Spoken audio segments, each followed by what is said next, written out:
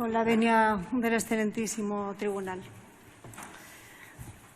Esta representación, tras los meses que llevamos de juicio, no puede sino confirmar, como ya hicimos en el trámite de conclusiones definitivas, las que habían sido nuestras conclusiones provisionales y, por tanto, confirmamos también nuestra petición de condena de todos los acusados en los mismos términos en que se hizo en dicho escrito de conclusiones provisionales. Dicho esto, consideramos que el punto de partida de cualquier análisis que se haga de las cuestiones que en este procedimiento se enjuician tiene que partir de una premisa básica que nos ofreció el propio Tribunal Constitucional en su sentencia 259/2015 de 2 de diciembre, una de las primeras que también marcan uno de los hitos fundamentales en los hechos que analizamos y conforme a la cual el Tribunal Constitucional dijo: sin conformidad con la Constitución no puede predicarse legitimidad alguna. En una concepción democrática del poder no hay más legitimidad que la fundada en la Constitución. Este presupuesto de entrada vacía de contenido y deja sin fundamento cualesquiera pretensiones de existencia de causas eximentes que se amparen en un pretendido ejercicio legítimo de derechos o de obligaciones, puesto que, como el Tribunal Constitucional, no solamente en esta sentencia 259 de 2015, asertó de esta forma clara y rotunda, estos pronunciamientos se han ido sucediendo y lo que nos ponen de manifiesto es que toda la actuación que en este procedimiento se enjuicia carecía de legitimidad ninguna y, por tanto, no puede ampararse ni por parte de los miembros del entonces Consejo de Gobierno de la Generalitat ni por parte de la señora Forcadell en ningún pretendido, ni de los señores Sánchez y Cuixart en ningún pretendido ejercicio legítimo de derechos ni de obligaciones. Dicho esto, esta parte comenzó el presente procedimiento diciendo que probablemente nos encontrábamos ante lo que iba a ser un ejercicio de máximas garantías, en un juicio en el que se iban a observar las mayores garantías. Consideramos y nos ratificamos en lo dicho en aquel momento y, amparándonos o trayendo a colación lo que dijo la sentencia de 23 de enero de 2019, consideramos que precisamente se ha hecho un ejercicio riguroso de análisis jurídico, exclusivamente jurídico, dejando al margen y dejando fuera cualesquiera otras valoraciones que, por más que haya habido intentos de deslizar en el procedimiento, no han tenido legítimamente entrada. Dicho lo cual, tenemos que comenzar el análisis de lo que para nosotros son los hechos que han resultado probados a raíz de las pruebas practicadas en el juicio. Pruebas que también, precisamente en previsión de posibles nulidades que puedan invocarse, consideramos que se han practicado con un rigor jurídico ejemplar. En lo que se refiere a las pruebas testificales y a las limitaciones impuestas por cuestiones de orden en la práctica de pruebas testificales, precisamente, como decimos, en prevención de esas posibles nulidades que puedan invocarse, considera esta representación que las limitaciones impuestas en la práctica de la prueba, como por ejemplo la falta de contraste entre pruebas testificales y pruebas documentales, bien en soporte de papel o bien videográfica, estas limitaciones han sido aplicadas, desde luego, con rigor a todas las partes y en ningún caso han causado indefensión ninguna, porque se han practicado íntegramente en el momento procesal oportuno, ofreciendo a todas las partes esa contradicción. Dicho esto, en cuanto, lo mismo podemos decir en cuanto a la invocación o eventual invocación de nulidad respecto de la admisión de la prueba documental de que esta abogacía del Estado propuso, puesto que, pese a también las alegaciones en su momento vertidas por las defensas, ninguna indefensión material se les ha causado a las partes. Precisamente la invocación o la proposición de una prueba documental, nuestro escrito de conclusiones provisionales, que abarcaba todas las actuaciones, lo que hacía era introducir en el debate jurídico del plenario precisamente todos los documentos que ellos conocían, que las defensas conocían por estar incluidos en los autos. Y la especificación de todos y cada uno de los documentos que esta parte hizo en cumplimiento del traslado que se hizo por parte del tribunal no hizo sino concretar con arreglo a las previsiones establecidas por el tribunal para todas las partes aquellos documentos que, obrando en las actuaciones, habían sido de conocimiento para todas las partes. Todo ello sin perjuicio de lo que ya alegó el tribunal al admitir esta prueba documental de que ningún trámite previo había sido puesto de manifiesto por las partes. Sentada, por tanto, la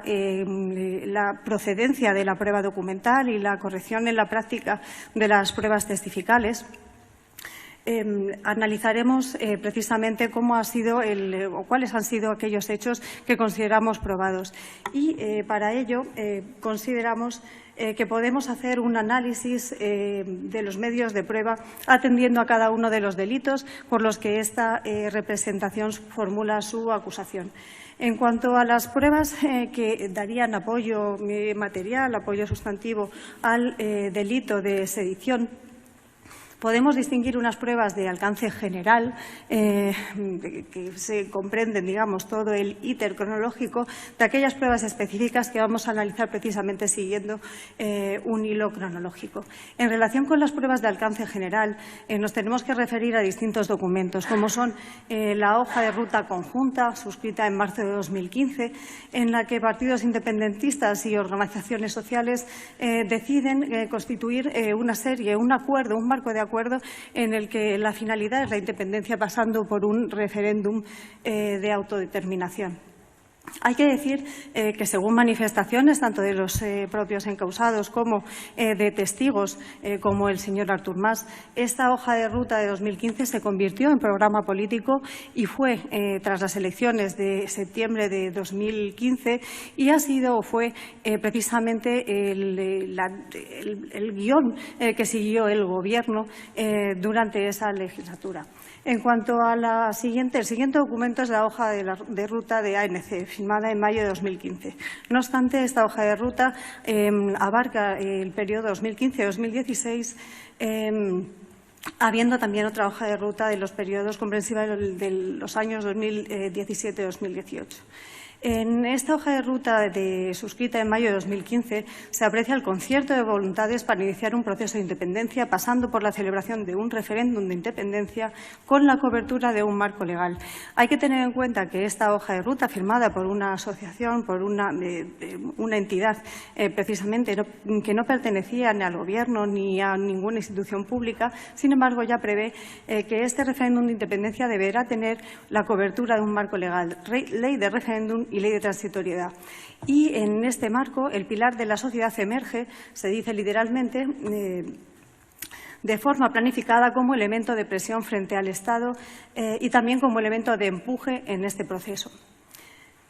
Otro de los documentos que pensamos que son muy relevantes a la hora de analizar los hechos y que constituyen un indicio muy importante es la agenda Moleskine, la agenda incautada al señor Jovén en su domicilio. Hay que decir que la verosimilitud de la información que obra en dicha agenda resulta tanto de las declaraciones de los asistentes, tanto algunos de ellos encausados como de algunos de los testigos, como fue el señor Artur Mas, que confirmó la existencia de concretas reuniones, así como sus asistentes y el contenido de dichas reuniones. Hay que decir que en estas reuniones que se aprecian en la agenda Moleskine, lo que se advierte es un proceso evolutivo en el que, en todo caso, hay un sustrato común, que es la voluntad de organizar de forma predeterminada, de forma ordenada, todo el proceso independentista. Finalmente, nos tenemos que referir al documento Enfocats,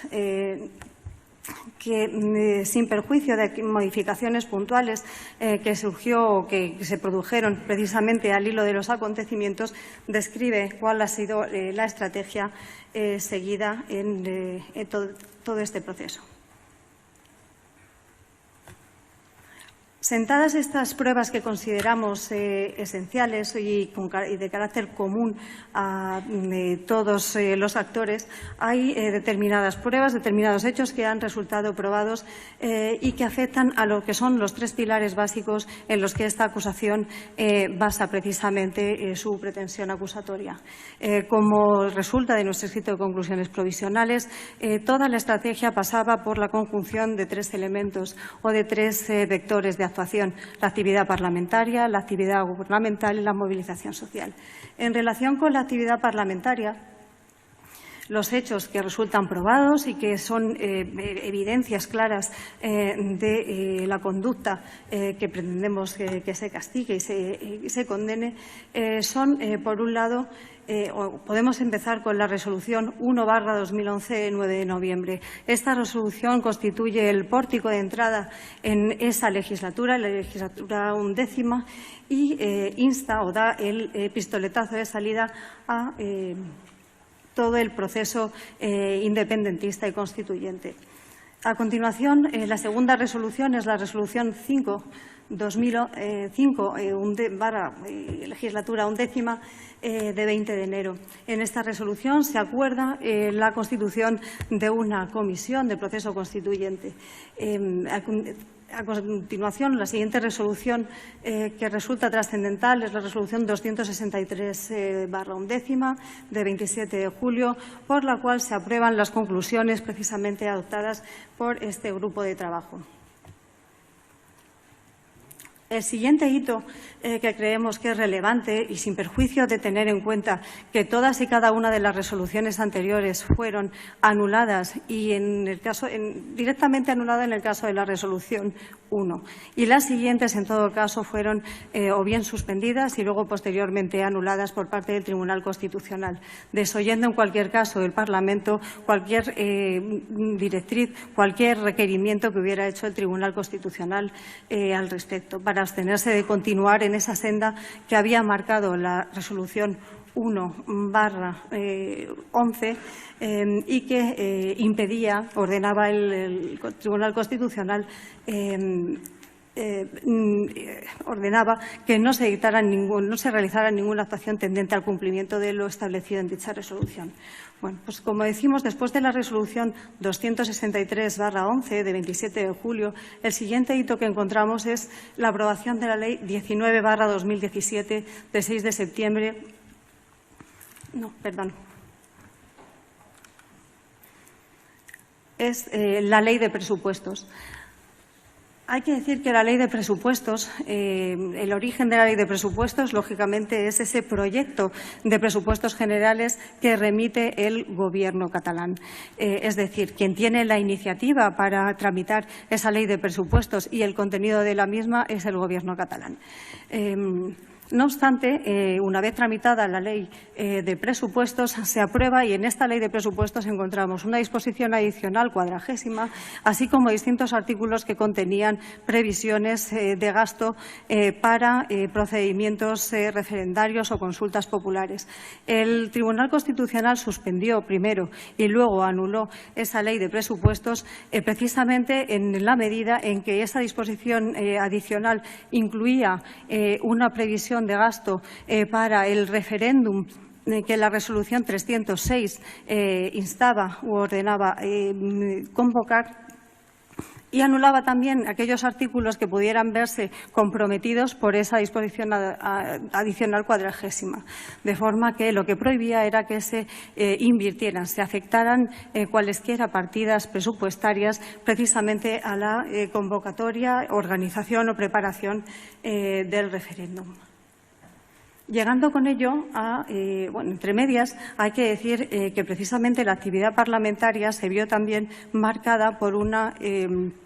por distintos hitos relacionados con las leyes, las que luego serían leyes 19 y 20/2017, la Ley de Convocatoria de Referéndum y la Ley de Transitoriedad Jurídica. En efecto, el 26 de julio de 2017 se aprueba una reforma en el reglamento del Parlamento que lo que trataba era de introducir el procedimiento de lectura única. Este procedimiento de lectura única, esta modificación del reglamento parlamentario, fue suspendida por el Tribunal Constitucional precisamente que a expensas o tras el recurso interpuesto por parte de la Abogacía del Estado, al entender que detrás de esta modificación parlamentaria lo que se hallaba era la voluntad de dar una tramitación rápida o inmediata precisamente a lo que luego sería la ley de convocatoria de referéndum. A continuación, después de esta aprobación de la modificación del reglamento de la Cámara, se registra en el Parlamento el día 31 de julio la proposición de ley de convocatoria del referéndum, proposición de ley que quedó guardada en un cajón sin que se diera ningún trámite a la misma, pese a que en la segunda quincena del mes de agosto se declaró de forma completamente extraordinaria hábil. Y pese a que en esas 2 semanas, en esa segunda quincena del mes de agosto de 2017, se celebraron varias mesas. Hay que decir que, según las testificales practicadas en esta sala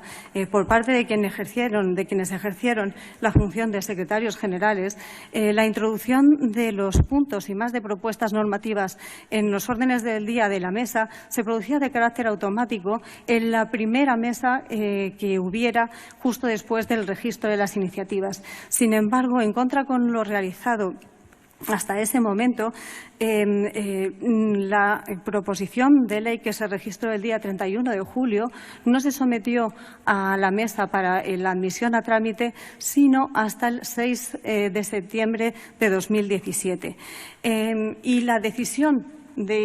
incorporar al orden del día de la mesa un punto o de no incorporarlo reside en la presidenta de la mesa, que es quien debe aprobar el orden del día de la mesa. Por lo tanto, la decisión de no someter a este trámite, precisamente de admisión a trámite, la proposición de ley que se había registrado el 31 de julio, dependió única y exclusivamente de quien tenía esa potestad, que era la presidenta de la mesa. De esa forma, lo que consiguió la señora Forcadell fue retener ese proyecto normativo hasta el momento en que, según lo que habían convenido previamente, debería concurrir con también la celebración de un Consejo de Gobierno, de forma que, como posteriormente veremos, en el día 6 de septiembre se desencadenó todo un procedimiento tanto de tramitación normativa como gubernativa que hizo que el día 6 de noviembre se aprobara tanto la Ley 19/2017 de convocatoria de referéndum como el decreto de convocatoria y el decreto de normas complementarias. Con esto tenemos que traer a colación precisamente la declaración testifical que realizó el señor Mas en esta sede, en la que puso de manifiesto que, desde luego, esto obedecía al temor claro y evidente de que llegara una suspensión por parte del Tribunal Constitucional, de forma que toda la actividad se encaminó a una tramitación casi instantánea para que no hubiera tiempo a que llegara esa suspensión por parte del Tribunal Constitucional. Llegando a este punto, precisamente a ese día 6 de septiembre de 2017, ha quedado claro ha quedado probado, acreditado, a raíz de la prueba practicada, que se produjo una tramitación que ha sido denominada por el Tribunal Constitucional como insólita, precisamente porque se utilizaron de forma torticera todas aquellas excepciones que preveía el reglamento del Parlamento para lograr esa tramitación que hemos dicho instantánea. Así, una vez que se introdujo en el orden del día de la mesa, como hemos dicho, tras esa actuación de la señora Forcadell reteniendo esa admisión a trámite hasta el día 6 durante más de 2 semanas, una vez que se somete al trámite a esa admisión a trámite en el orden del día de la mesa, pese a las advertencias del secretario general y pese a las advertencias del letrado mayor del Parlamento, la señora Forcadell introduce el punto y lo somete a admisión a trámite. Es admitida esta proposición de ley a trámite por parte de la mesa y pese a los 2 votos en contra de otros miembros de la mesa.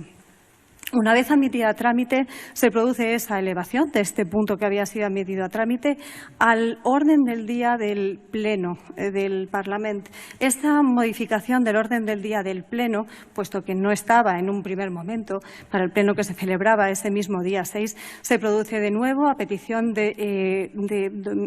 un grupo parlamentario y precisamente también invocando artículos excepcionales del reglamento de la Cámara. Al igual que excepcional era el artículo 81.3, que preveía la tramitación con supresión de trámites esenciales. Hay que decir que este artículo 81.3, como luego tuvo ocasión el Tribunal Constitucional de decir, está previsto no para la tramitación de iniciativas legislativas, sino exclusivamente para la tramitación de iniciativas de otra naturaleza. Y, sin embargo, de forma abusiva y torticera, se empleó para tramitar de forma acelerada, apresurada y con supresión de trámites esenciales esta proposición de ley que además en esta configuración que tenían esta organización de grupos parlamentarios más Gobern, con el concierto de la señora Forcadell, era una norma fundamental, era una norma muy importante, por lo cual difícilmente obedecía o podía responder a una norma en la que se pudieran suprimirse trámites esenciales. En la tramitación se suprimieron,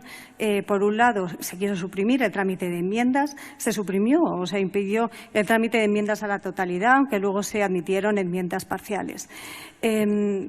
Todo ello en un breve espacio de 2 horas, tras la publicación de la ley, publicación de la proposición. Publicación que además también siguió unos cauces completamente irregulares,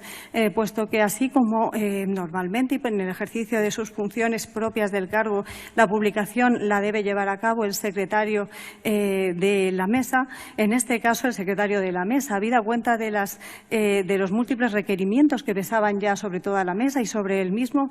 se negó a proceder a la publicación y tuvo que ser algún miembro de la mesa, distinto del secretario, el que procediera a la publicación en el formato electrónico del diario del Parlamento. Llegados a este punto, se produjo el debate, prescindiendo a su vez también de otro trámite esencial, como era el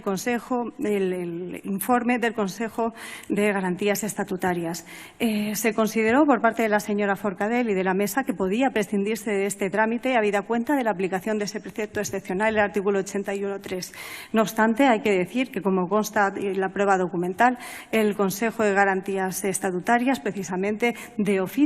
y habida cuenta de la situación generada, generó y remitió un informe que fue conocido también por la señora Forcadell y por la mesa y el resto de la Cámara y que, sin embargo, se ignoró completamente. Hay que decir que el haber prescindido de este informe del Consejo de Garantías Estatutarias fue igualmente recriminado por parte del Tribunal Constitucional, que al pronunciarse sobre la ilegalidad de la Ley 19 de 2017 lo hizo no solamente sobre el fondo, que era manifiestamente inconstitucional por cuanto procedía a convocar un referéndum ya no solamente fuera de toda competencia, sino además prohibido de forma reiterada, constante y manifiesta por el Tribunal Constitucional, sino que también se pronunció en relación con el procedimiento, como hemos dicho, insólito e improvisado que se había aplicado. Y abordó precisamente el tema de la utilización de este procedimiento por cuanto él mismo decía vulneraba las garantías de las minorías parlamentarias, lo que resulta llamativo teniendo en cuenta el mandato democrático y legítimo que por parte de los acusados se ha invocado siempre como una causa justificativa de toda su actuación. Dicho esto, se aprobó la Ley 19/2007 en una votación en la que no estuvieron presentes precisamente estas minorías del Parlamento. Una vez aprobada la Ley 19/2007, se aprueba a renglón seguido la resolución de nombramiento de la sindicatura electoral y posteriormente el día 8 y siguiendo un trámite idéntico al que hemos descrito para la Ley 19/2017 de convocatoria del referéndum, se aprueba también la Ley 20/2017 de transitoriedad jurídica. Hay que decir que tanto en una como en otra el tiempo empleado en someter la admisión a trámite, introducir introducirlo en el Pleno, que los parlamentarios conocieran el contenido de cada una de estas normas, que fuera objeto de debate, de enmiendas en el caso en que se admitieron y con el alcance que se admitieron. Y su votación, todo ello se produjo en un plazo que no alcanzó a 24 horas, produciendo, por tanto, una quiebra en el derecho representativo que albergaban toda esta minoría parlamentaria. Con ello, tenemos que pasar a la actividad del Gobierno. Como hemos dicho, vamos a estructurar el examen o análisis de los hechos por cada uno de los tres actores que identificamos dentro de la dinámica comisiva del delito de sedición. El primero, hemos analizado los hechos acreditados por parte de la actividad parlamentaria liderada por la señora Forcadell. El segundo de los pilares es la actividad del Govern y, en concreto, la actividad de los procesados, como no podía ser de otra manera. Y tenemos que arrancar de nuevo en esa hoja de ruta que, como hemos dicho, se convirtió en programa político del Govern durante este periodo. Pero como hito significativo tenemos que resaltar la cuestión de confianza. La cuestión de confianza a la que se sometió el entonces presidente, señor Puigdemont, en los días 28 y 29 de septiembre de 2016. En esta cuestión de confianza, el señor Puigdemont planteó ante el Parlament, precisamente como medida novedosa dentro de su programa de gobierno, aunque ya estaba a raíz de la hoja de ruta que ellos mismos se habían dado como programa de gobierno, lo que ofreció en esta cuestión de confianza fue la de celebrar un referéndum que literalmente dijo se celebraría sí o sí la segunda quincena de septiembre, aunque como luego se vio se demoró un día, así como que las estructuras de Estado estarían listas en la segunda quincena de julio de 2017. Estos objetivos, y de esta forma, con tal explicitud, se integraron en el programa de gobierno y, por lo tanto, eran objetivos compartidos por todo el Consejo de Gobierno que regía en aquel momento. Y así inspiraron la actividad que desarrollaron todos los miembros del Gobierno. A raíz de esta cuestión de confianza y de esta leve modificación del programa de gobierno con una introducción positiva ya de la celebración del referéndum como objetivo del Gobierno, se producen distintas reuniones en las que se coordina la actuación del Gobierno. Nos referimos a las reuniones recogidas de nuevo en la agenda de Josep Maria Jové. Son importantes y pensamos que merece la pena reproducir algunos de sus contenidos por cuanto vamos a ver que luego tienen un reflejo muy riguroso en la realidad. En concreto, la reunión del 14 de octubre de 2016, solo 2 semanas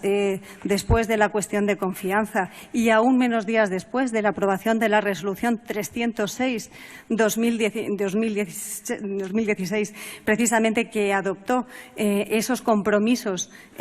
ofrecidos por el señor Puigdemont e instó al Gobierno a cumplir esos compromisos. Pues bien, como decimos, solamente 2 semanas después de la cuestión de confianza, en la agenda de Josep Maria Jové encontramos una referencia a una reunión celebrada el 14 de octubre de 2016. Y esta reunión tiene interés, las anotaciones relativas a esta reunión tienen interés porque literalmente recogen un apartado referido al referéndum. En este apartado de la agenda relativo a esta reunión se hacen constar expresamente estas menciones: informe jurídico, censo y protección de datos, actuaciones preparatorias, efectos legales y o penales, equipo de contratación administrativa, órganos colegiados que pueden firmar, responsabilidad contable, incidentes de ejecución, equipos jurídicos, censo y DESCAT, con interrogantes, ¿quién lo hará?, alternativas, protección de datos, una especial mención también a otro organismo que aquí se ha mencionado. Tecnología, CTTI, empresas, contratar, ¿cuáles? Como vemos en esta reunión, ya hay una preocupación por lo que luego va a ser una de las cuestiones que se van a analizar, que es precisamente cómo eludir las posibles responsabilidades derivadas de contratos encaminados a la organización y preparación del referéndum. Hay una segunda reunión de 2 de noviembre de 2016, que bajo la rúbrica de coordinación Govern-CUP también recoge esta agenda.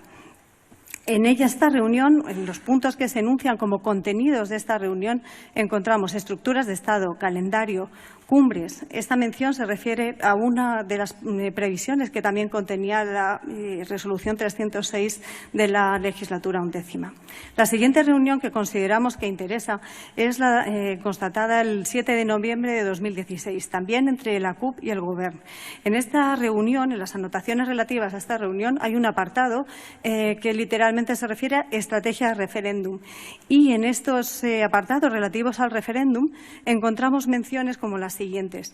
Todos los departamentos juegan. Vicepresidencia, Economía y Hacienda coordina y, llegado el caso, da orden o encargo. Se añade, decisiones, el máximo de colegiadas, ley de medidas. Y una precisión que luego vamos a ver constatada en la realidad. Todo lo que se puede reutilizar se puede comprar o contratar.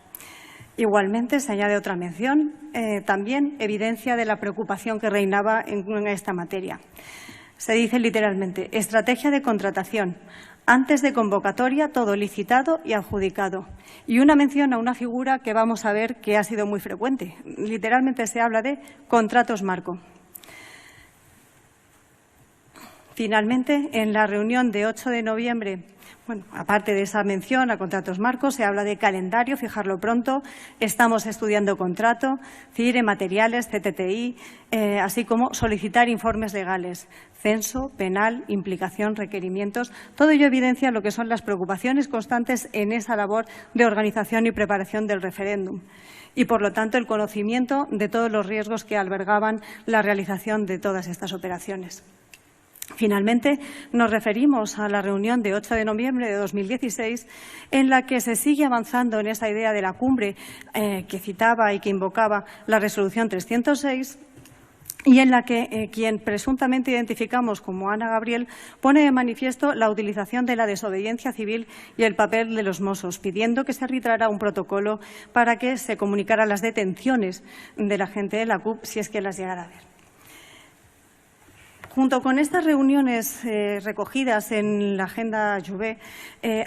nos tenemos que referir a lo que a partir de ese momento, a partir de octubre de 2016,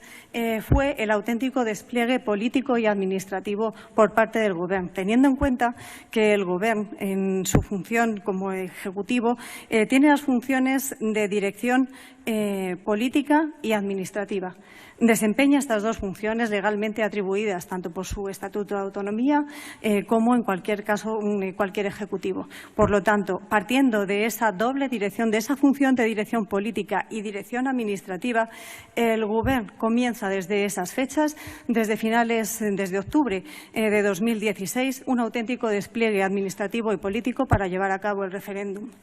Esta actividad, como decimos, política y administrativa, la vemos concretada en las siguientes actuaciones o extremos que han sido completamente acreditados en el presente procedimiento. Por un lado, se inicia una campaña internacional y dentro de esta campaña internacional vemos que el 24 de enero se produce esa conferencia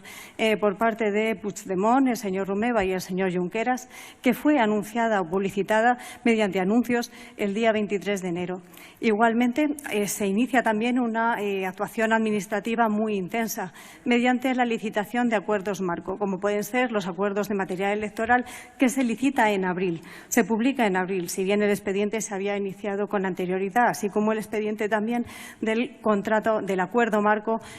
para la adquisición de urnas. Igualmente, se inicia en 8 de noviembre de 2016, esto es también dentro de ese marco temporal que estamos viendo en la agenda de Josep María Llobet, la publicidad del registro de catalanes en el exterior. Igualmente, se hacen también encargos o pedidos con cargo al Acuerdo Marco de Desarrollos Informáticos que tenía el CTTI para el registro de voluntariado. También sabemos, a raíz de la testifical y la documental aportada respecto a la página web Pacta para el Referéndum, que Teresa Guix emitió facturas por los trabajos realizados en mayo, con lo cual se realizaron anteriormente a instancias o a petición del Gobierno catalán. En marzo de 2017 se prorroga el Acuerdo Marco de Servicios Postales hasta 30 de septiembre de 2017. Igualmente, se inicia la contratación de las obras de rehabilitación de la nave anexa al CTTI con el objeto de tenerlas terminadas a finales de septiembre de 2017. Se inician igualmente contrataciones internacionales, tanto por parte de la delegación de la Generalitat de la Unión Europea como por parte de Diplocat.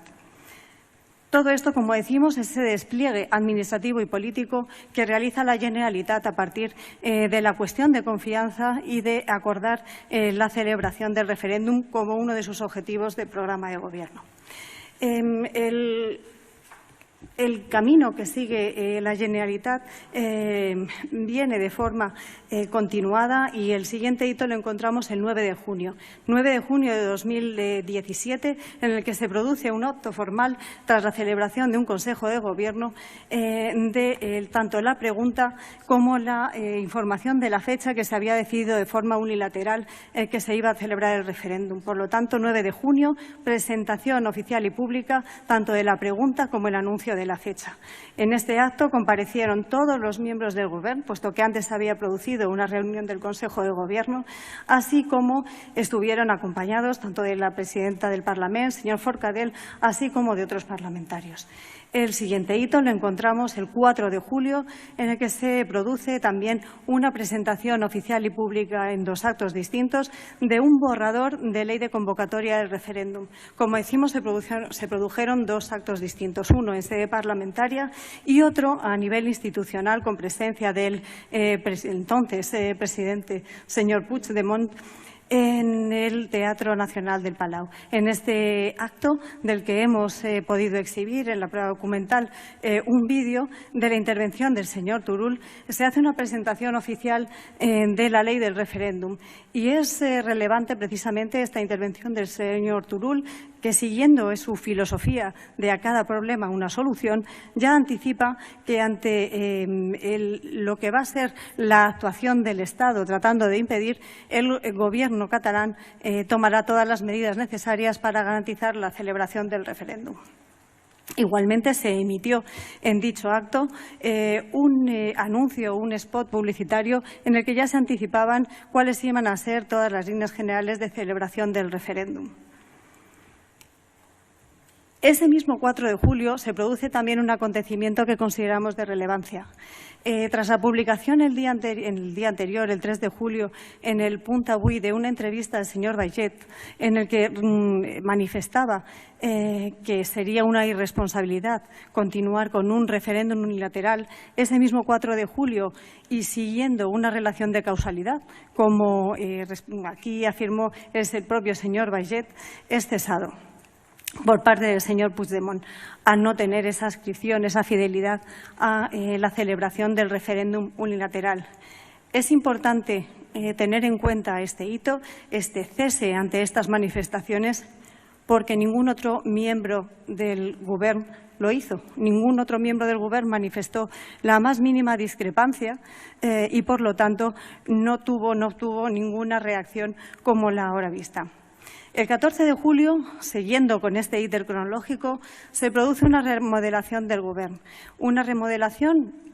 en la que salen los consejeros de Presidencia y de Interior y entran los señores Turull y Forn en estas respectivas consejerías. Hay que decir que en esta fecha, el 14 de julio,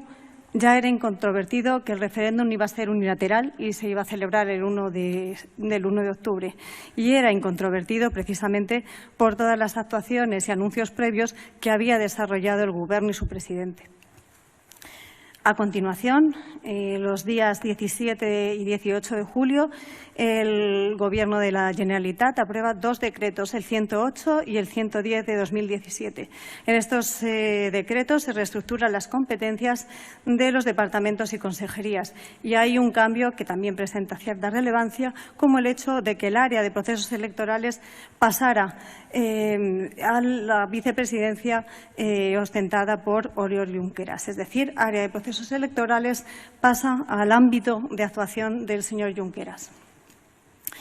Y seguimos con ese despliegue administrativo. Durante el mes de agosto se producen distintos actos que refieren esta vertiente de dirección administrativa del Govern, no tanto política, sino administrativa. En concreto, el 24 de agosto se produce el encargo a la Corporación Catalana de Medios Audiovisuales para la campaña Publicidad Vías del Tren. Y por otro lado, también se produce el inicio de ese expediente que luego tendría una velocidad inaudita en cuanto a su tramitación, como era el contrato con cargo al acuerdo marco de inserción de publicidad en medios para la campaña Civisme. Hay que decir que, siendo campañas distintas, la de la Corporación Catalana de Medios Audiovisuales y la pretendida Civisme, en la que se decía que su objeto era promocionar o dar difusión a principios éticos y cívicos, lo cierto es que la estructura y contenido de estas campañas era singularmente parecida, coincidía de forma esencial. Y lo único en lo que eran distintas eran realmente los medios en los que se iba a insertar este tipo de publicidad. Hay que decir que este contrato, el contrato con cargo al acuerdo marco de inserción de publicidad en medios para la campaña Civisme, tiene su primer hito, el primer momento, en la carta que el 25 de agosto dirige el señor Turull al señor Junqueras, instando a que se produzca una modificación presupuestaria por importe de 3.400.000 euros para la financiación de esta campaña. Como decimos, de forma, en este caso sí, inaudita, el Consejo de Gobierno, el 29 de agosto de 2017, esto es solamente 4 días después, autoriza la modificación presupuestaria y el contrato con cargo al acuerdo marco se consigue adjudicar el día 4 de septiembre. La primera de las adjudicatarias renunció, como ya sabemos todos, se volvió a adjudicar a la otra de las siguientes empresas seleccionadas u homologadas en términos de la Generalitat en dicho acuerdo marco. Y siendo esta segunda empresa la segunda que renunció, por lo tanto el contrato quedó desierto y la única campaña que sí que se hizo pública fue la realizada por la Corporación Catalana de Medios Audiovisuales. Finalmente, este íter administrativo lo completamos con los decretos 139 y 140, decretos 139 de convocatoria del referéndum y 140 de normas complementarias al referéndum. Estos dos decretos, el 139 y el 140, se ven completados con este acuerdo del que ya se ha hablado, en el que, de forma singular, pero entendemos que dentro de esa función de dirección no solamente política, sino administrativa, se adopta una decisión de que todas las decisiones y actuaciones para facilitar la celebración del 1 de octubre serán tomadas de forma colectiva y colegiada por parte de los miembros del Gobierno y asumidas de manera solidaria. Como decimos, este acuerdo, más allá de su trascendencia administrativa y entendiendo que en ningún caso modifica la competencia administrativa, sí que pone de manifiesto una decisión política aplicable a todos los miembros del Gobierno. Y es que todos los miembros del Gobierno asumieron la responsabilidad por todas las decisiones y actos que se adoptaran a partir de ese momento. Hay que decir que esta decisión o este acuerdo no modifica en nada ese mismo carácter solidario y conjunto que todos y cada uno de los miembros de Gobierno, como integrantes del mismo, tenían, pero sí era un acto de carácter, digamos, representativo y político. Por último, en esa misma fecha, el 6 de septiembre, el señor Junqueras y el señor Puigdemont firman y remiten una carta a los alcaldes para que cedan los locales electorales que habitualmente se venían utilizando. También a nivel dentro del ámbito del Gobierno catalán, tenemos que decir, del Gobierno catalán y de su administración, hay que poner la relevancia o el acento en otro hito, y es la puesta en marcha del dispositivo Ágora. Como el señor Trapero, cuando testificó, declaró, este dispositivo Ágora era un dispositivo, digamos, adicional o reforzado de seguridad que venía venía a dar respuesta a una necesidad más intensa de seguridad ante el creciente o el clima de creciente tensión existente y que se percibía desde el verano de 2017 precisamente por el movimiento deriva que estaban tomando los acontecimientos en relación con el proceso independentista. A renglón seguido, el día 28 de septiembre se celebra la Junta de Seguridad. Junta de Seguridad, que es un órgano bilateral entre la Generalitat y el Estado, los órganos competentes de seguridad de ambas administraciones. Asistieron el señor Puigdemont, el señor Forn, el señor Trapero, entre otros, por parte de la Generalitat, mientras que por parte del Estado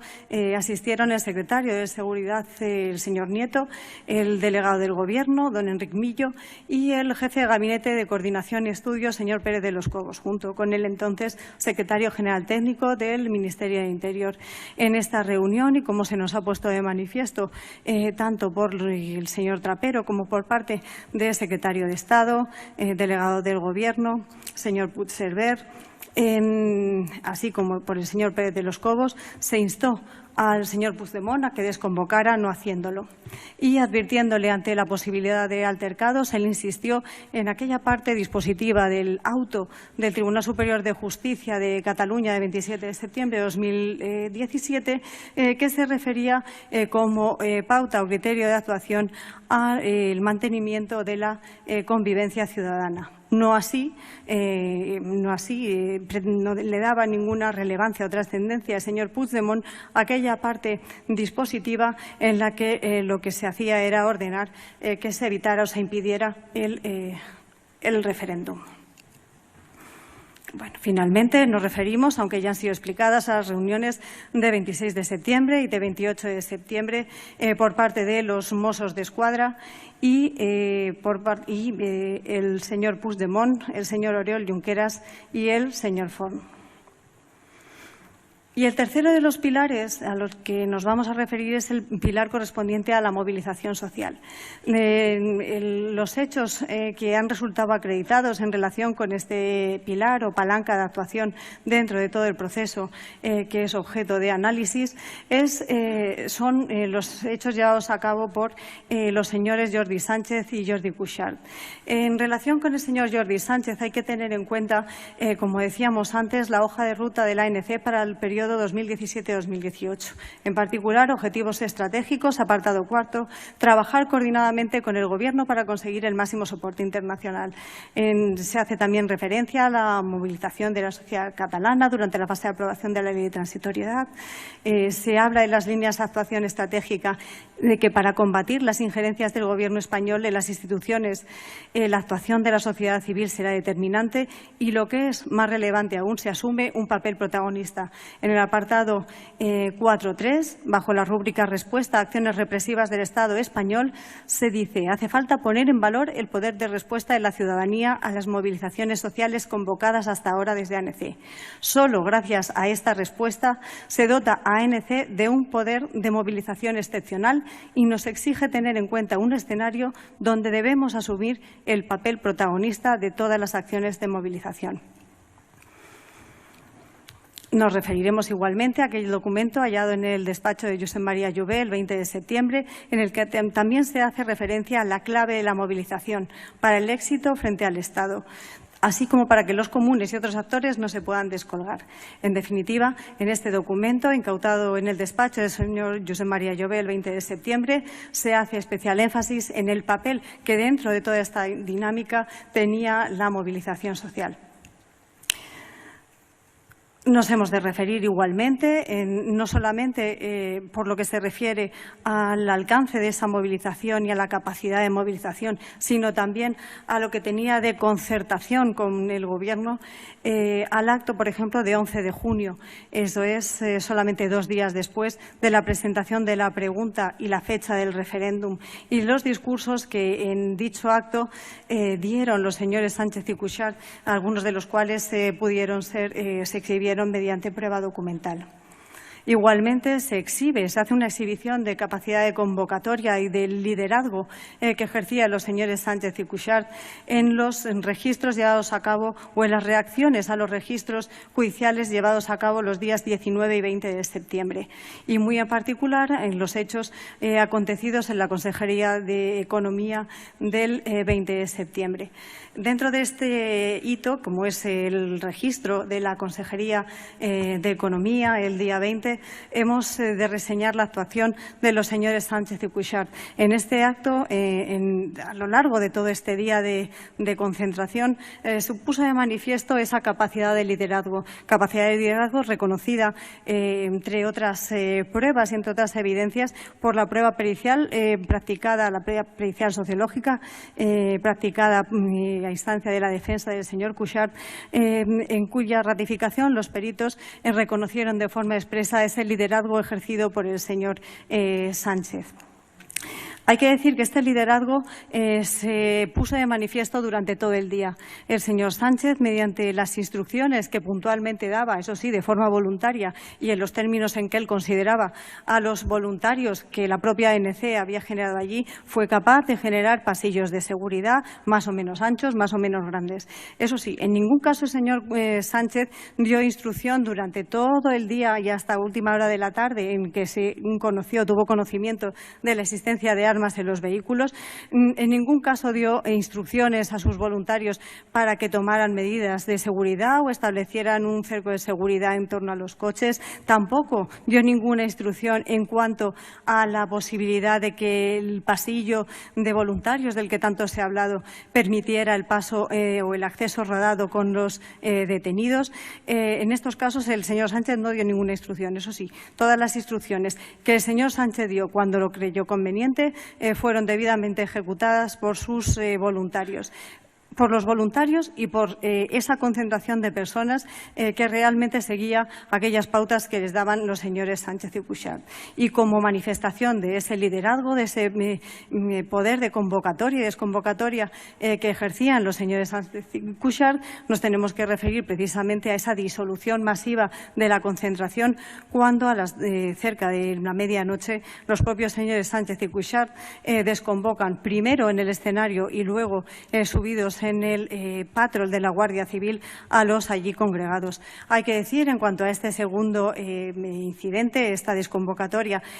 subidos en el patrol de la Guardia Civil, que pese a las testificales que ha habido en el sentido de decir que fue necesario, puesto que en una parte de la concentración no se oía, los vídeos que se han podido visionar ponen en evidencia que el sistema de sonido que se había implantado y el escenario, desde luego, permitían una perfecta audición en toda la concentración, sin que, por tanto, fuera necesario hacer esa exhibición por parte de los señores Sánchez y Cuixart en el patrón de la Guardia Civil, si no era precisamente para alentar a las masas o contra la actuación que se estaba desarrollando. Hay que decir que aquella concentración del 20 de septiembre fue una evidencia, constituyó una evidencia de que se quisiera impedir el registro, pero sí fue una manifestación de que la movilización ciudadana seguía a rajatabla las instrucciones que se daban por parte del señor Sánchez y Cuixart, de forma que, convocada la manifestación, la concentración, desde las 10:30, que fue la hora en que oficialmente se comunicó, hasta las 12 de la noche, que era la que también se había comunicado como fin de finalización, las personas concentradas permanecieron allí de forma imperturbable.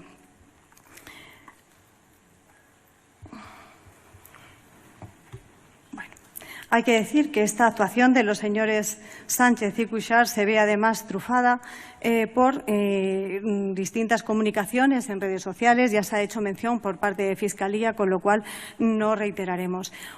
Una manifestación que consideramos también importante y que ha resultado acreditada en cuanto a esta capacidad de movilización por parte de los señores Sánchez y, en este caso, sobre todo, del señor Cuixart, es la relativa a la plataforma de escuelas abiertas. Esta plataforma de escuelas abiertas se presentó de forma oficial en la sede de Òmnium Cultural, fue difundida por parte también de Òmnium Cultural y del señor Cuixart en primera línea. Es cierto, bien hay que decirlo, que la iniciativa de Escuelas Obertas ningún resultado, ningún éxito habría tenido sin la connivencia de la propia Administración y del propio Govern, ya que la posibilidad de poder ocupar y mantenerse en las escuelas de forma ininterrumpida, abiertas desde la tarde del día 29 de septiembre, el viernes, hasta el día 1 de octubre, no habría sido posible sin la connivencia y la anuencia de la Administración competente en materia de educación. De forma que, como los testigos que aquí han estado han podido manifestar, de hecho, se ocupaban los centros educativos sin ni siquiera tener que pedir autorización y los ocupantes permanecieron de forma ininterrumpida, sin necesidad de haber obtenido ninguna autorización hasta el día 1 de octubre. En relación con la malversación, tenemos que hacer con los hechos que pueden concernir al delito de malversación continuada del que se acusa a los acusados, a los miembros del Govern. Tenemos que distinguir aquellas pruebas que se refieren a la forma, al modus operandi en que se actuó, de aquellos que se refieren a expedientes concretos. En relación con los expedientes concretos, esta representación, por agilidad y tratando de abreviar la exposición, nos vamos a remitir íntegramente a la exposición realizada en cuanto a los expedientes concretos por parte de Fiscalía. Pero sí nos resulta especialmente relevante destacar precisamente una serie de hechos o de evidencias que acreditan cuál fue la forma de actuar por parte del Govern. Estas evidencias son algunas de las que ya hemos citado, como aquellas reuniones, aquellas menciones que se recogen en la agenda Moleskine del señor Jouvet en relación con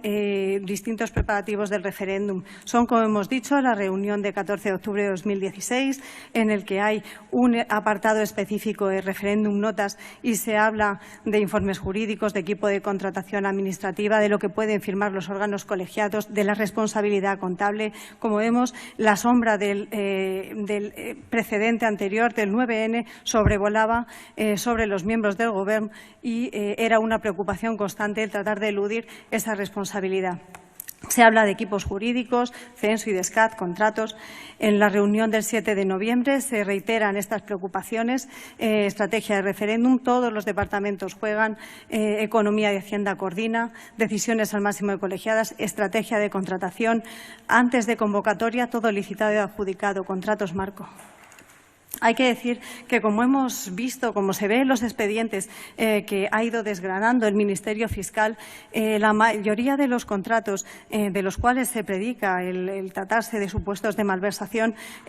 obedecen a una pauta común. Hay acuerdos marco con cargo a los cuales se realizan contrataciones, encargos o pedidos concretos. La relevancia de que se haga de esta forma es porque el acuerdo marco es una forma de contratación que permite una contratación de bienes, servicios, suministros de forma mucho más opaca que una licitación separada, abierta, especial. Cuando en un acuerdo marco se establecen todas las condiciones, como precios unitarios, características de los bienes, cumplimiento de condiciones de las prestaciones, en todos aquellos pedidos o encargos que se hacen a posteriori no es preciso concretar todas estas condiciones. Con lo cual, como se vio en el contrato que se quería hacer para la campaña Civisme, no era necesaria la concreción de condiciones. De esta forma, y como los propios testigos de la Generalitat han podido manifestar, en un contrato con cargo a un acuerdo marco sin concreción de condiciones, lo único que se publica es la formalización. Y la formalización es un documento frío en el que lo único que se extraen son los datos objetivos de contratante, contratista y la descripción objetiva de la prestación, sin que pueda advertirse o apreciarse cuál es el real contenido de dicha prestación. Otra de las estrategias que se ha apreciado en cuanto a la contratación es la utilización de contratos menores. Vemos esta práctica de utilizar contratos menores en los ejemplos, por ejemplo, de la señora Teresa Guix con la página web Pacta para el Referéndum, contrato menor que de forma anómala completamente se extendía a lo largo de todo un año con una cantidad alzada con cargo a la cual la señora Guix iba realizando los trabajos que se le iban encargando. También vemos contratos menores, por ejemplo, en la creatividad del el contrato de la publicidad para el registro de catalanes en el exterior, así como en los 4 contratos de proyectos que se realizaron para la rehabilitación de la nave anexa al CTTI. Se adjudicaron 4 contratos menores para los proyectos básicos y de ejecución, tanto de arquitectura como el básico y el de ejecución de instalaciones. De esta forma, se evitaba la tramitación de un expediente habida cuenta de que los contratos menores solo requieren la aprobación del gasto y la aprobación de la factura y no tienen publicidad alguna en cuanto a la tramitación de su expediente. Este era el modus operandi que, como hemos visto, se produjo de forma reiterada y constante para la contratación de los bienes y servicios. Todo ello, por supuesto, sin perjuicio también de aquellas contrataciones que se realizaron fuera de todos los cauces legales.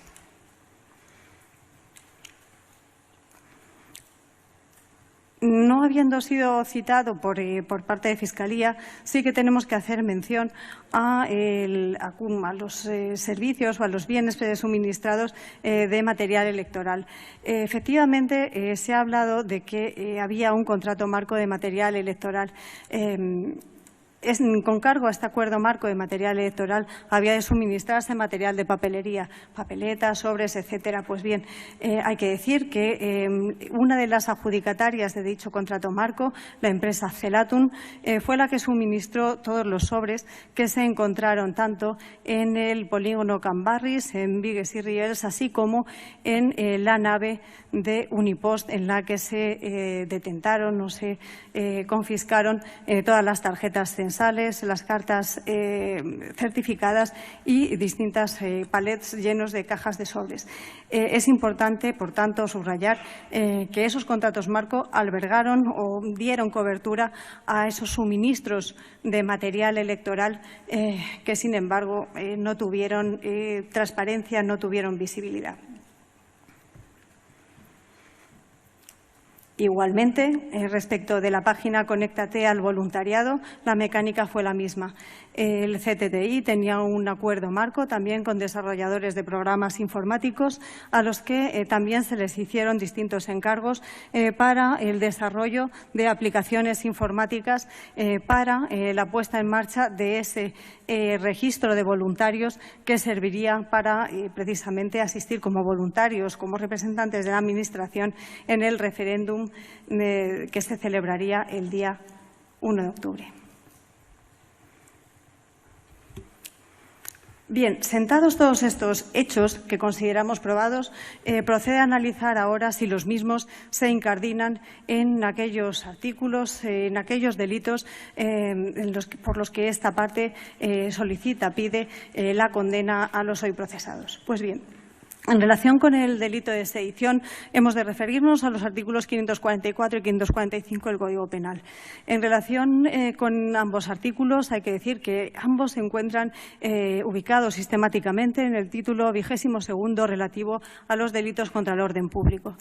Se trata efectivamente el delito de sedición descrito en el artículo 544 de un delito pluriofensivo. El bien jurídico, siendo el orden público, lo que se protege en este título es, en el caso del delito de sedición, múltiple. Por una parte, efectivamente, lo que se protege es el orden público, entendido como la paz social, la seguridad ciudadana, como ámbito en el que se despliegan todos los derechos y libertades de los ciudadanos. También hay una vertiente de este bien jurídico protegido, que es el principio de autoridad y de respeto a las órdenes y decisiones legítimas emanadas de las autoridades. Y, por último, también hay la última vertiente del bien jurídico protegido en el delito de sedición del artículo 544, es la normal aplicación de la legalidad. Esto es, que se cumplan debidamente los mandatos de la autoridad y las resoluciones administrativas, como ejecución, como cumplimiento de un Estado de Derecho, y desde esta óptica se garantiza que exista un funcionamiento ordenado de todas las instituciones. En cuanto a los elementos objetivo y subjetivo del delito de sedición, para analizar la concurrencia de los elementos objetivos del tipo del artículo 544 del delito de sedición, tenemos que ir desgranando dicho precepto. El artículo 544 contempla, se estructura con 3 elementos: una descripción de una acción, que es alzarse pública y tumultuariamente. En segundo lugar, describe cuál tiene que ser esa mecánica comisiva, cuáles tienen que ser los medios para hacerlo, exigiendo que se emplee la fuerza o que se realice fuera de la ley, y describe a su vez una finalidad en esta acción que se debe llevar a cabo. La finalidad del delito de sedición es impedir la aplicación de la ley, impedir el legítimo ejercicio por autoridades o funcionarios de sus funciones y, finalmente, impedir el cumplimiento de una resolución administrativa o judicial. Cualquiera de estas 3 finalidades, siempre que se haga mediante un alzamiento público y tumultuario y bien por la fuerza o fuera de las vías legales, conllevaría la comisión de un delito de sedición. En cuanto al elemento subjetivo, se trata también de un delito doloso, como ocurre con el delito de rebelión, tal y como ha expuesto la Fiscalía brillantemente esta mañana. El dolo que se exige es un dolo, por un lado, genérico en cuanto a las formas de comisión y medios utilizados, y un dolo específico en cuanto a su finalidad. En todo caso, lo que se debe perseguir es tratar de impedir cualquiera de las finalidades que hemos visto antes: el cumplimiento de una resolución judicial, el ejercicio legítimo de las funciones o la aplicación de la ley, entendiendo que esta finalidad que se persigue de tratar de impedir la aplicación de la ley es una finalidad amplia en la medida en que esta exigencia de que se impida o se pretenda impedir la aplicación de la ley no ha de referirse a ningún rango específico, sino en realidad a cualquier norma integrante dentro del ordenamiento jurídico. En cuanto a cada uno de estos elementos que se exigen, hemos de entender, por un lado, en cuanto a alzamiento, según sentencia del Tribunal Supremo de 10 de octubre de 1980, que siendo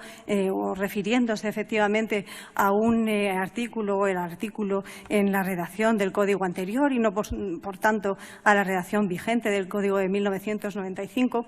en cualquier caso, según esta sentencia, que resulta plenamente aplicable al tipo actualmente en la redacción actual, el alzamiento ha de entenderse como un levantamiento o oposición, como una actitud contraria a la actuación que deben realizar los poderes públicos. Este alzamiento tiene que ser público, entendiéndose por público que el mismo sea abierto, exteriorizado, perceptible, notorio.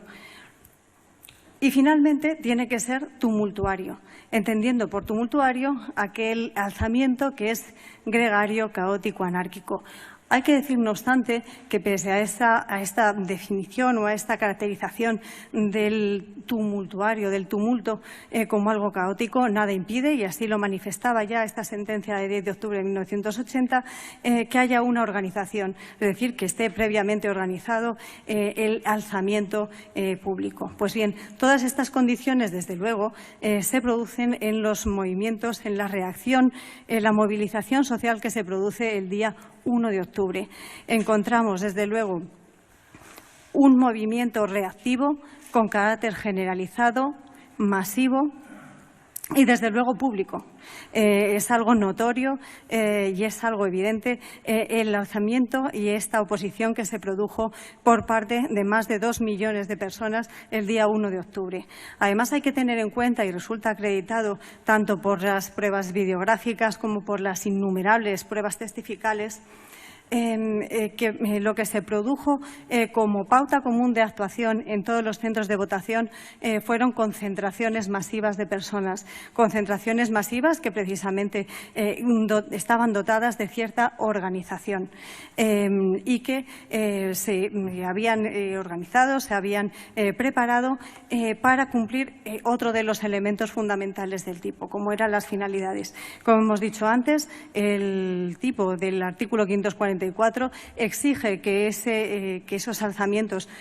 públicos y tumultuarios se produzcan persiguiendo distintas finalidades, bien impedir la aplicación de la ley, bien el legítimo ejercicio de funciones por autoridades legítimas o bien el cumplimiento de resoluciones judiciales administrativas. Bien, en este caso, esas concentraciones masivas, en definitiva, lo que trataban era de impedir a las fuerzas policiales el cumplimiento de una resolución judicial, es decir, tenemos tanto esa finalidad de impedir el ejercicio legítimo de funciones por parte de las autoridades, así como, en segunda instancia, tratar de impedir el cumplimiento de resoluciones judiciales, que además eran notorias, eran públicamente conocidas. Y finalmente, lo que trasciende a estas dos finalidades era otra que también estaba en la actuación generalizada en aquellas concentraciones, que era tratar de impedir la aplicación de la ley. Porque, en definitiva, lo que trataban de garantizar el auto del Tribunal Superior de Justicia era que se llevara a cabo, que se tratara de garantizar la ejecución de las resoluciones judiciales del Tribunal Constitucional, de las resoluciones del Tribunal Constitucional que habían ordenado la suspensión y prohibición del referéndum. Pues bien, estas tres finalidades se cumplían, por tanto, en la actuación en aquellas concentraciones masivas y públicas y tumultuarias que se produjeron el día 1 de octubre. Pero hay que pasar a analizar el siguiente elemento exigido para el 544, como es el uso que este alzamiento público y tumultuario para el cumplimiento de esas finalidades se hiciera por la fuerza o fuera de las vías legales. Pues bien, en los acontecimientos acaecidos el día 1 de octubre hemos visto manifestaciones a raíz de la prueba testifical practicada, así como de la prueba documental, en particular vídeos, manifestaciones de la utilización de ambos mecanismos, tanto de la utilización de la fuerza como de la utilización o de tratar de impedir cualquiera de las finalidades fuera de las vías legales. En cuanto a la utilización de la fuerza, hemos visto cómo en muchísimos de los centros de votación en los que las fuerzas y cuerpos de seguridad del Estado se personaron legítimamente, en ejercicio legítimo de sus funciones para cumplir una resolución judicial, las personas allí concentradas ejercieron una resistencia, en unas ocasiones pasiva, pero en otras activa, produciéndose incidentes de gravedad de mayor o menor alcance, que han sido descritos en las pruebas testificales y documental. Pero, por otro lado, nos encontramos un número muy significativo de centros que también fueron referidos, y hemos tenido también aquí innumerables pruebas de este tipo de centros, en los que, no habiendo intervenciones policiales y habiendo solo presencia mínima de Mossos de Escuadra, ante los intentos con mayor o menor intensidad, ante los intentos de estos binomios de Mossos de Escuadra de acceder a los centros, lo que se encontraban era una oposición por parte de los allí concentrados, que en una actitud de desobediencia clara y manifiesta impedían a los Mossos de Escuadra el acceso a los centros, impedían que procedieran a cumplir lo dispuesto en el auto del Tribunal Superior de Justicia. Por lo tanto, se dan todos los elementos del delito de sedición del artículo 544 en la forma de proceder el día 1 de octubre. Pero tenemos que hacer mención a otro de los elementos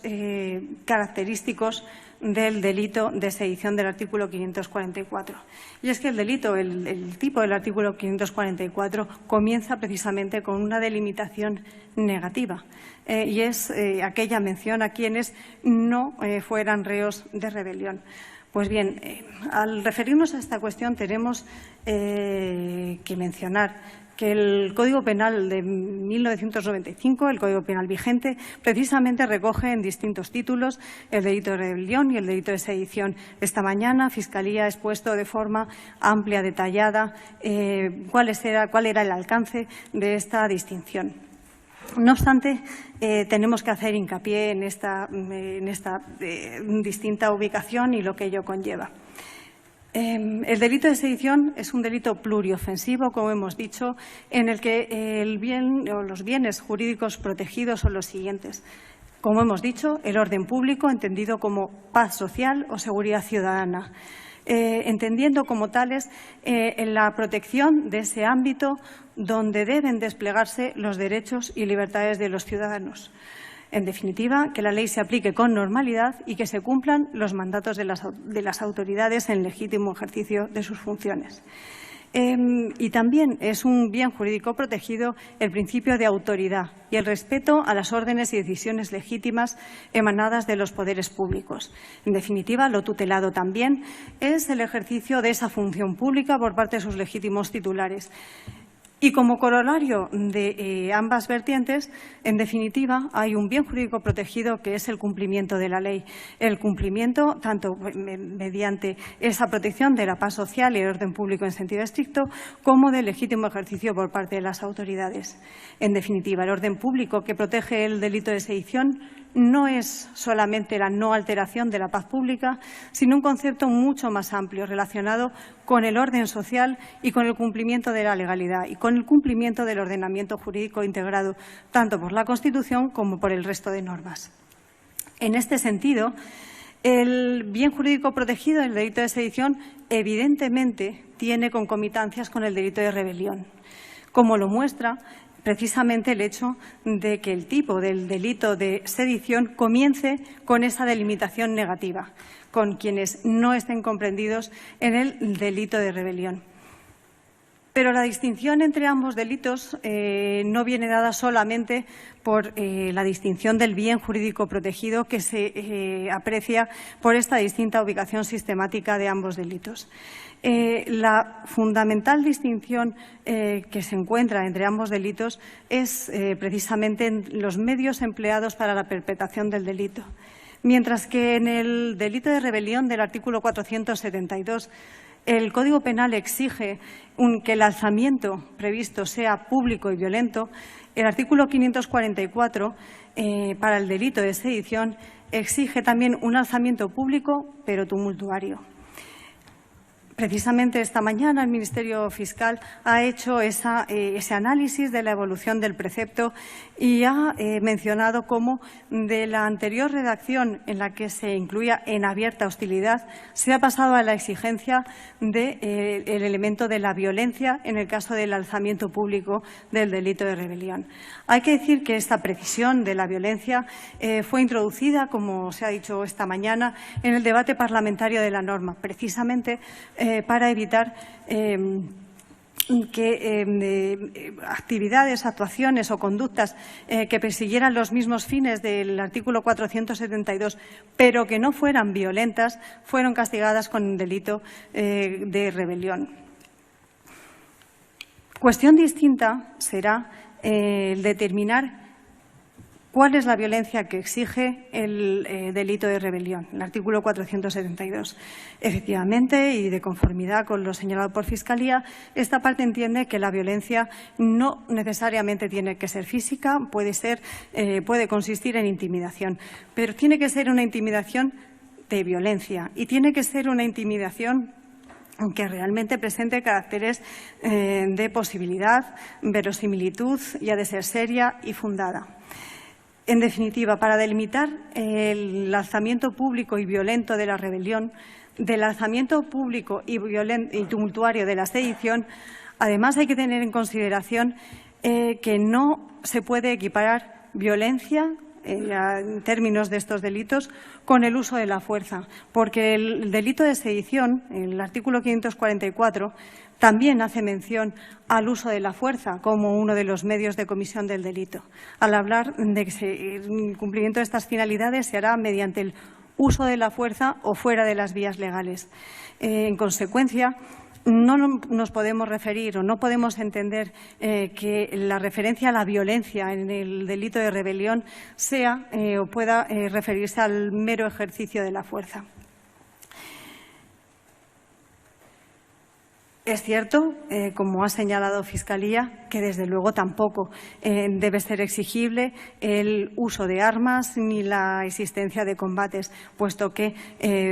para que ellos sean imprescindibles nos encontraríamos ante el tipo agravado del artículo 473, que precisamente se refiere al uso generalizado de armas o combates. A sensu contrario, para la apreciación del tipo básico de rebelión no serían precisos esos elementos. Pero lo que sí parece imprescindible para el delito de rebelión es que el uso de la violencia como medio de lanzamiento, insistimos, distinto de la fuerza, que es el medio descrito legalmente para la sedición, se haya previsto como un medio idóneo para alcanzar el fin perseguido, cualquiera de los 7 fines previstos en el artículo 472. En definitiva, a juicio de esta parte, para que un lanzamiento público pueda calificarse, tenga una violencia característica del delito de rebelión, tienen que concurrir 2 requisitos: que la violencia o la amenaza de emplearla, esto es, hayan sido organizadas y previstas como un instrumento nuclear para la consecución del fin pretendido, cualquiera de los 7, insistimos, del artículo 472. Y, en segundo lugar, que la violencia o amenaza de emplearla aparezcan como idóneas, suficientes y proporcionadas para obtener dicho resultado. Sin perjuicio, como se ha mencionado esta mañana por parte de la Fiscalía, al tratarse de un delito de resultado cortado que no requiere la ultimación de esa finalidad, de que el mismo pueda no llegar a alcanzarse. Pues bien, debemos concluir esta exposición considerando que, a juicio de esta representación, la prueba practicada a lo largo del juicio, tras su análisis, no podemos considerar probado que realmente el elemento de la violencia, entendemos, como un elemento, como un medio comisivo de mayor intensidad que el uso de la fuerza, entendida como esa resistencia activa o pasiva por parte de las movilizaciones, el uso de la violencia no ha sido uno de los elementos estructurales del plan llevado a cabo por parte de los acusados como medio para alcanzar sus fines, ni que se haya organizado la misma de forma proporcionada. Sentado esto, y por tanto sentado que, a juicio de esta representación, nos encontramos al examinar los hechos del día 1 de octubre con los descritos en el artículo 544, debemos considerar si ciertamente los hoy acusados realizaron las actividades descritas en el artículo 545, esto es, inducir, sostener o dirigir estos alzamientos. Pues bien, como hemos visto a lo largo de ese íter fáctico descrito al analizar los hechos que consideramos que han resultado probados, queda fuera de toda duda el hecho de que los hoy procesados, cada uno dentro del rol que tenían asignado en este plan, pusieron su parte, fueron en definitiva coautores de este delito, puesto que de una forma absolutamente predeterminada y organizada con carácter previo, participaron en precisamente esa configuración previa de lo que luego sería el alzamiento público y tumultuario que se realizó, que tuvo lugar el día 1 de octubre. Y todo ello con la finalidad clara y manifiesta de impedir, de neutralizar aquella acción ordenada por parte del Estado para impedir la celebración del referéndum por parte del Estado, entendiendo como la actuación ordenada por parte de las autoridades judiciales y que debían ejecutar los cuerpos policiales.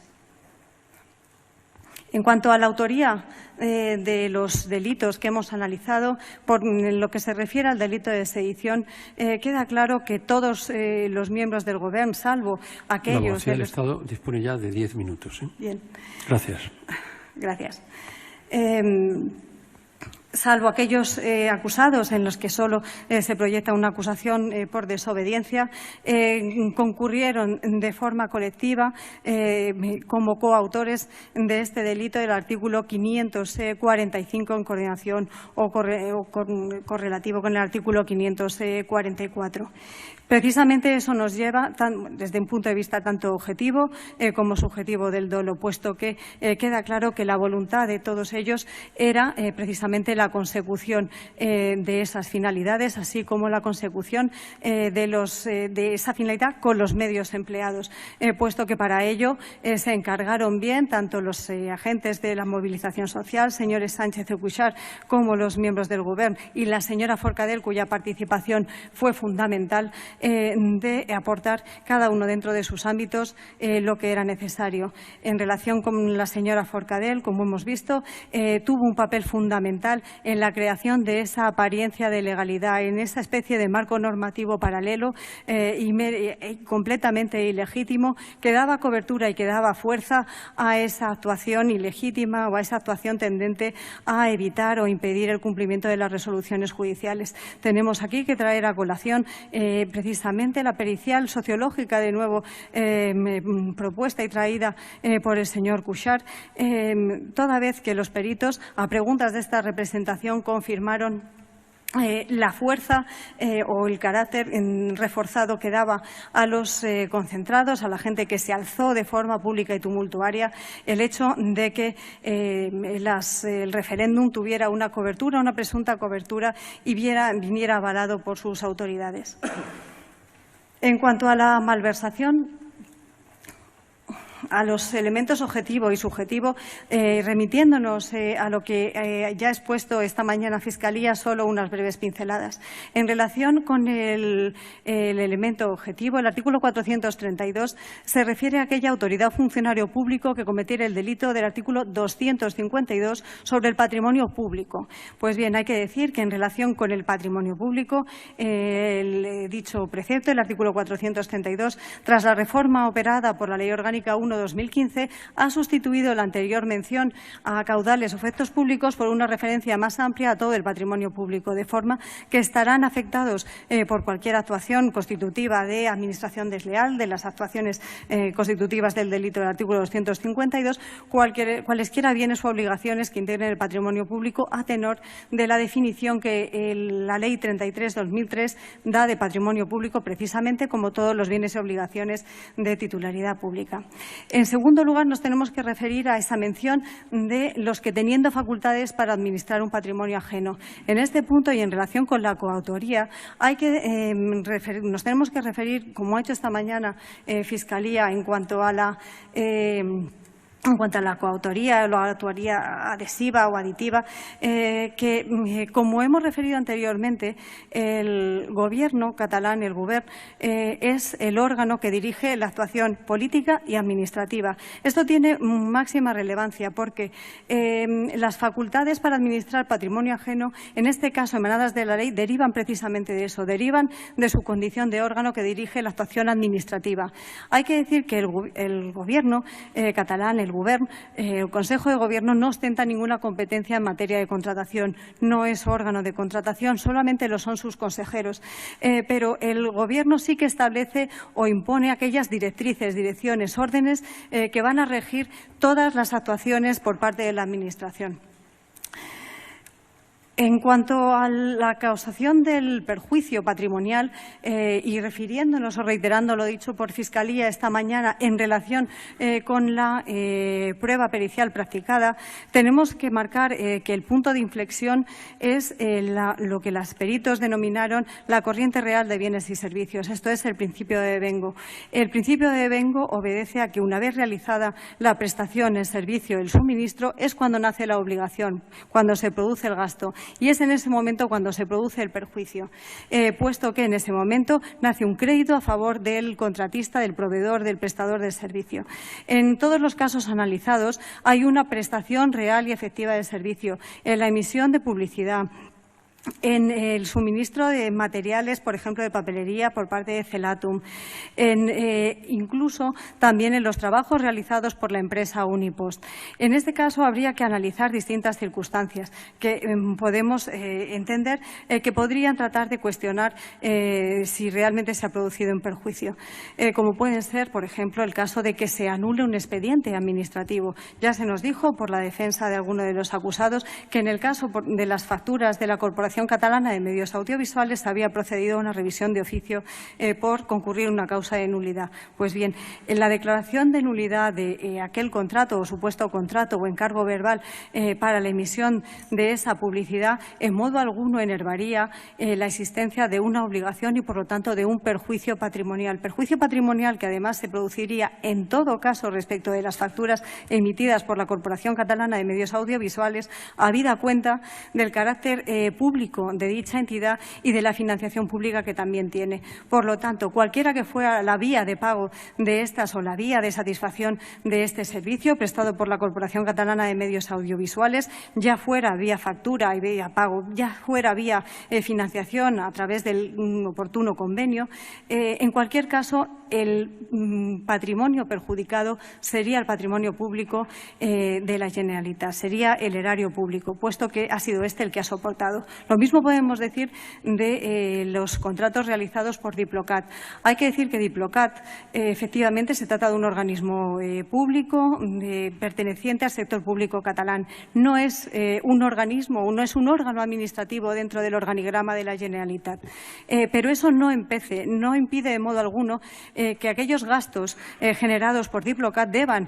puedan y deban atribuirse a los hoy acusados. Precisamente porque el Diplocat, tratándose de un organismo del sector público catalán, tiene una financiación inmensamente mayoritaria pública por parte de la Generalitat. Debemos recordar que orgánicamente su presidente es el presidente de la Generalitat, que su director general se nombra a propuesta del presidente y, por tanto, el control de la Generalitat es directo. Este control, además, se percibe, se aprecia, ha resultado acreditado a través de la prueba documental con los correos cruzados entre el señor Albert Royo y el señor Romeva, en los cuales se aprecia que Diplocat no es sino la correa de transmisión de una de las vías de internacionalización del proceso, del proceso que querían articular los hoy acusados. Tiene que terminar ya, le queda un minuto. Bien. Bueno, pues por todo ello, esta representación considera, por un lado, para concluir, que quedan acreditados todos y cada uno de los elementos objetivo y subjetivo integrantes del delito de sedición respecto de los acusados. Que igualmente, en cuanto al delito de desobediencia, al cual nos remitimos a lo dicho por Fiscalía, puesto que esta representación coincide íntegramente con las peticiones de Fiscalía, concurren y resultan probados documentalmente todos los elementos también objetivos y subjetivos del tipo, puesto que es indubitado, es incontrovertida la existencia de las notificaciones practicadas y los requerimientos practicados por el Tribunal Constitucional a los 3 acusados por delito de desobediencia. Es indubitado que en esos requerimientos se les ordenaba impedir que se practicara ninguna actuación tendente a la organización y preparación del referéndum. Y es también incontrovertido que no realizaron, que no impidieron ninguna de estas actuaciones y permitieron que se desarrollaran todas estas actuaciones de forma colegiada. Por lo tanto, tanto el delito de sedición entendemos que resulta perfectamente acreditado, completamente acreditado, el delito de desobediencia y también lo es el delito de malversación, teniendo en cuenta que los importes que aquí se han enunciado son importes acreditados, pero en todo caso mínimos, porque lo que aprecia esta representación es que esa malversación que se ha producido de forma continuada lo es no solamente por estos conceptos que han sido identificados con expedientes concretos, sino que en realidad lo que se ha producido es una adscripción generalizada de todos los recursos humanos y materiales de la Generalitat a ese fin ilícito y legítimo, produciendo un perjuicio patrimonial.